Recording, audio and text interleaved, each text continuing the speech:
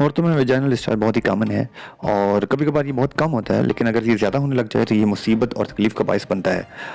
आज हम इ इसी टॉपिक पर डिस्कस करेंगे और देखेंगे कि इसका क्या इलाज है और क्या वजूहात हैं जब ये होता है।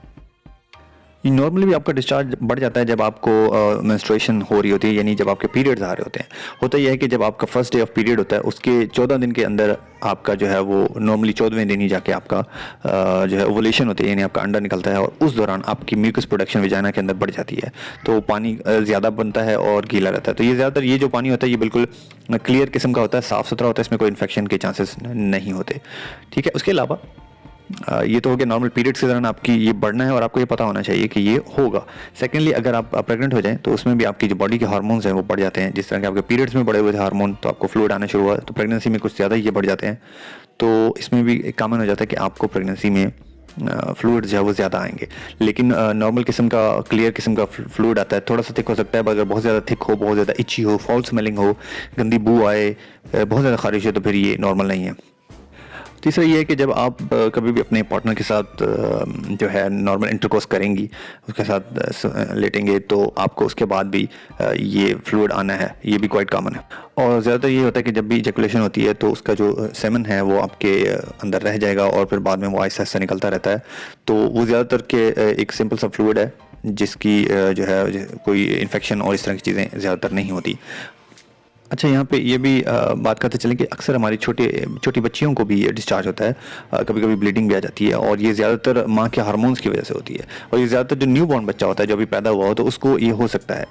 ठीक है, उसके अलावा बच्चे अक्सर ये करते हैं कि वो खेल ही खेल अनजाने में कोई ऐसी चीज़ जो है छोटी सी, वो फॉरेन बॉडी जो है वो उनके खेल खेल में अंदर चली जाती है, जिसकी वजह से वहाँ पे बाद में पीप पड़ जाती है और इन्फेक्शन हो जाती है। तो उस तरह भी ये हो सकता है। तो इसमें अपने बच्चों का बहुत ख्याल रखना है कि बच्चे इस तरह की कोई चीज़ ना करें।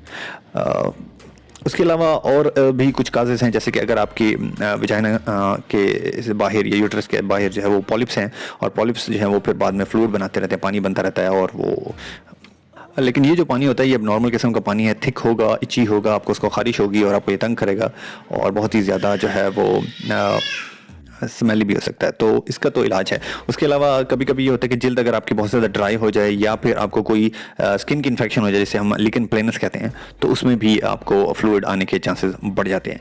अच्छा, कुछ और बीमारियां हैं जैसे कि बैक्टीरियल वेजिनोसिस है, या ओरल या फिर जो है कैंडिडा है, फंगस इन्फेक्शन की वजह से या बैक्टीरिया की ओवर ग्रोथ की वजह से। नॉर्मली क्या होता है कि हमारे जिस तरह हमारे मुंह और बाकी जिस्म के अंदर, पेट के अंदर कुछ बैक्टीरिया होते हैं, नॉर्मल बैक्टीरिया हैं जो हमें फ़ायदा देते हैं, नुकसान नहीं करते।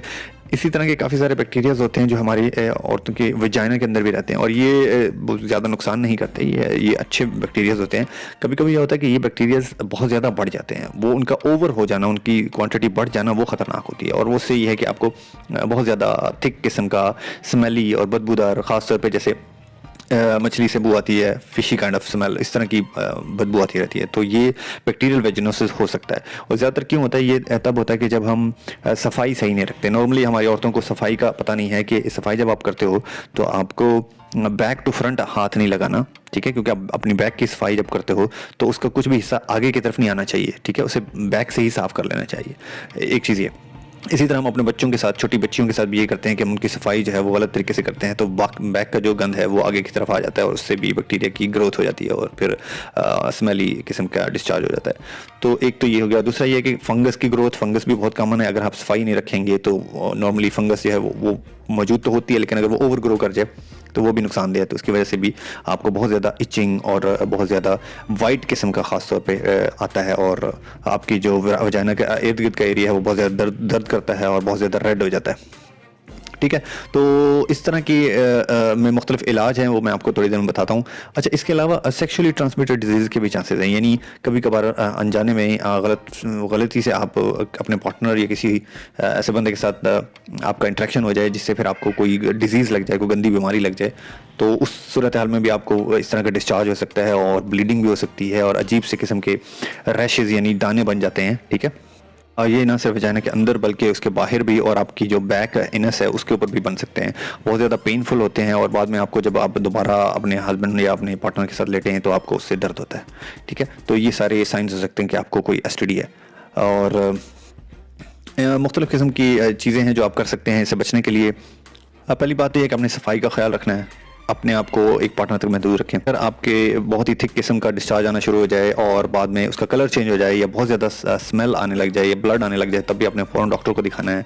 बहुत ज़्यादा फिशी या ऐसे गंदे सड़े हुए गोश्त की तरह की बदबू आने लग जाए, तब भी अपने फ़ौरन डॉक्टर के पास जाना है। या आपकी नॉर्मल जो कंसिस्टेंसी है, यानी पहले नॉर्मल आता था पानी जैसा, तो अब वो थिक आ रहा है, बहुत ज़्यादा वाइटिश आ रहा है, और या चिपक रहा है बहुत ज़्यादा, या उससे खारिश हो रही है, दर्द हो रहा है और ब्लड स्टेनिंग हो रही है वगैरह वगैरह, या इंटरमिशन के दौरान आपको दर्द हो रहा है, तब भी ये अलामात है कि आपको डॉक्टर को दिखाना है।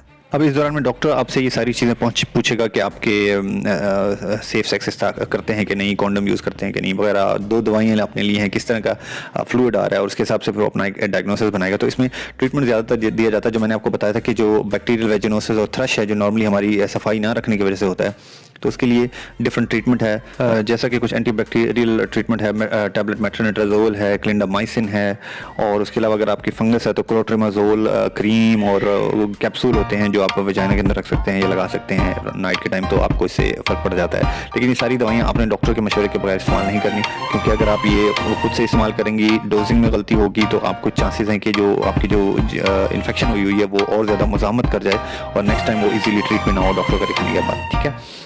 और दूसरी है कि आपने सफाई रखनी है, खासतौर पे अगर बच्चा है तो उसकी सफाई रखनी है कि कोई ऐसी चीज़ वो अंदर ना डाल ले, और एंटीबायोटिक क्रीम से ज़्यादातर आपने अवॉइड करना है। ज़्यादातर ये जो फ्लूइड आ रहा होता है, ये सफाई रखने से और अच्छी खुराक खाने से, अपनी क़ुव्वत मुदाफ़त को अच्छा करने से ये खुद ही सेट हो जाता है, तो बहुत ज़्यादा दवाई लेने की भी इसमें ज़रूरत नहीं होती। लेकिन अगर ये सारी अलामात जो मैंने आपको बताई थी अगर आएँ तो फिर आपको डॉक्टर को दिखाना ज़रूरी होता है। ठीक है। आई होप कि आपको काफ़ी सारी बातें समझ आ गई होंगी, लेकिन अगर आप कुछ पूछना चाहें तो कमेंट्स में ज़रूर पूछ सकते हैं। Thank you so much for watching and take care of yourself.